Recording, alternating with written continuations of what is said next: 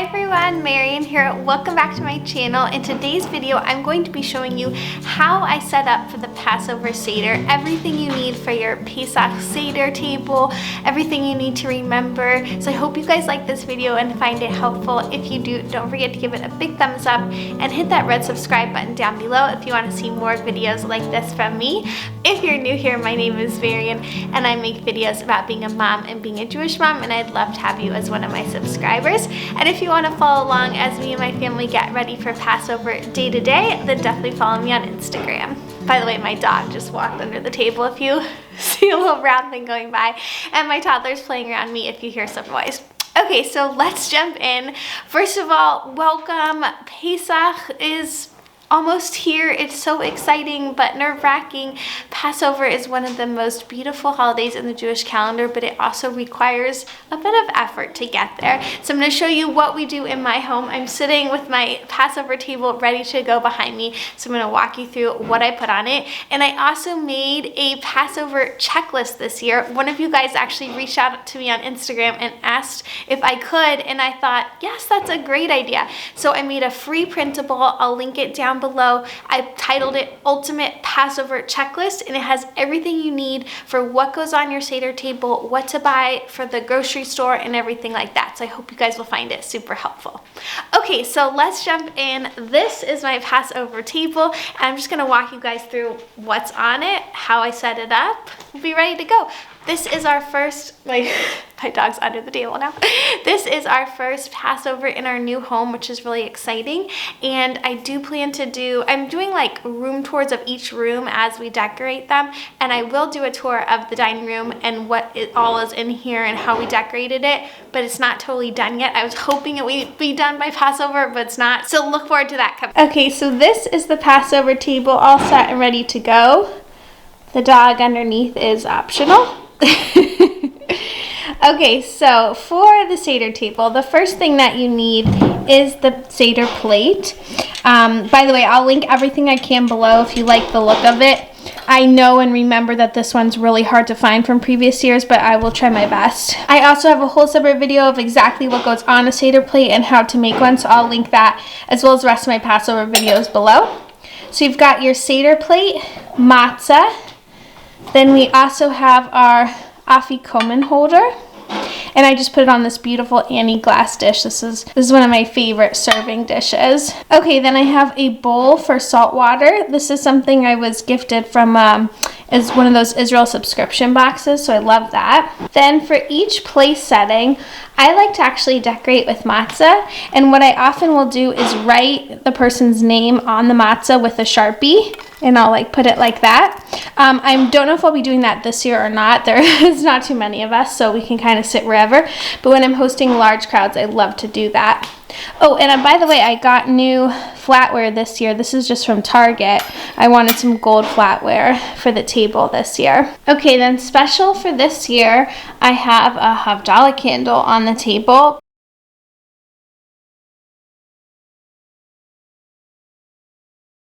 Because this year Pesach begins Saturday night, so we need to do a Havdalah, the separation between Shabbat and the rest of the week, before we actually get started with Passover.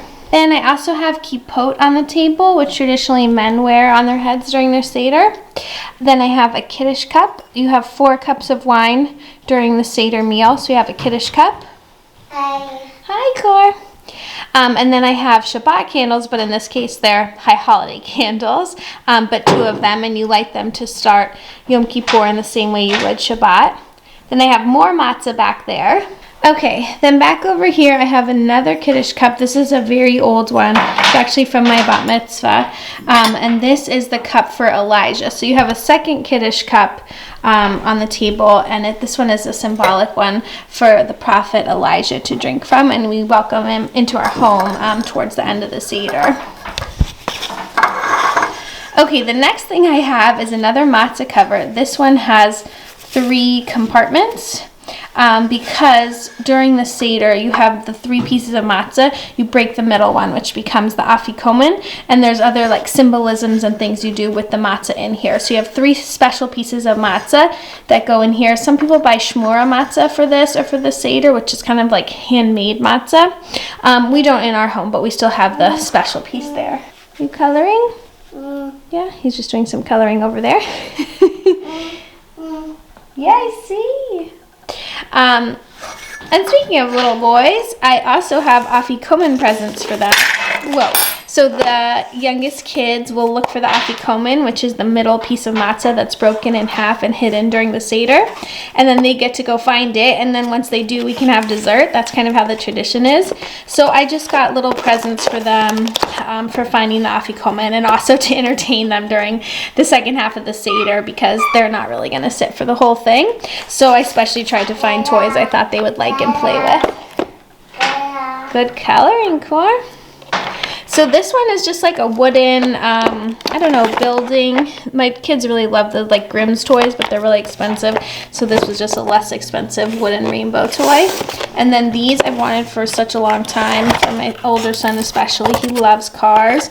And this is like a track that you can put anywhere, like in the bath, in the sand, anything. So just a really flexible track. By the way, I also love putting out things that my kids have like made at preschool and stuff. So this is Max's matzah cover from this from 2 years ago now, I think. So I'll definitely be using that. I love how that's so gorgeous. And then he made this little frog last year. So cute for the 10 plagues. So I love including their little touches as well to help make the Seder special for them.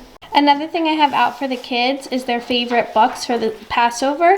These are almost all from PJ Library. PJ Library, you guys have heard me talk about them before. They send free books each month. Wow, that's beautiful. Free books each month if you're raising a Jewish child.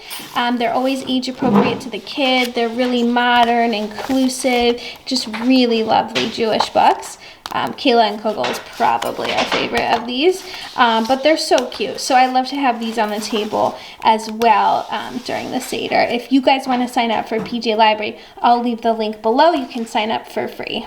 Okay, and the only thing that's missing from my Seder table right now is quite a big thing, and that is my Haggadahs. So each year we print off our own Haggadahs. I don't like using ones that are pre-made. I just never do. I always like making my own, and I always link the PDF for free for you guys. So if you want to download mine, I'll link it. I haven't printed ours yet. I also like to assign parts in our Haggadah.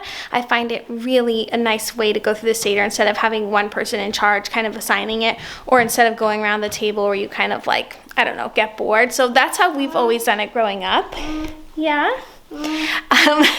So I haven't printed ours off yet, so I can't show them on the table, but I will link it below, as well as my free Passover printable, my ultimate checklist of everything that you need.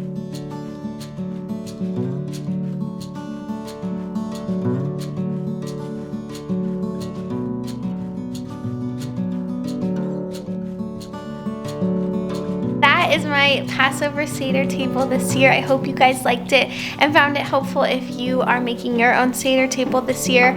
I have so many more Passover videos and helpful content, so I'll link everything I can down below. If you like this video, don't forget to give it a thumbs up and hit that red subscribe button down below, and I'll see you in the next one. Bye!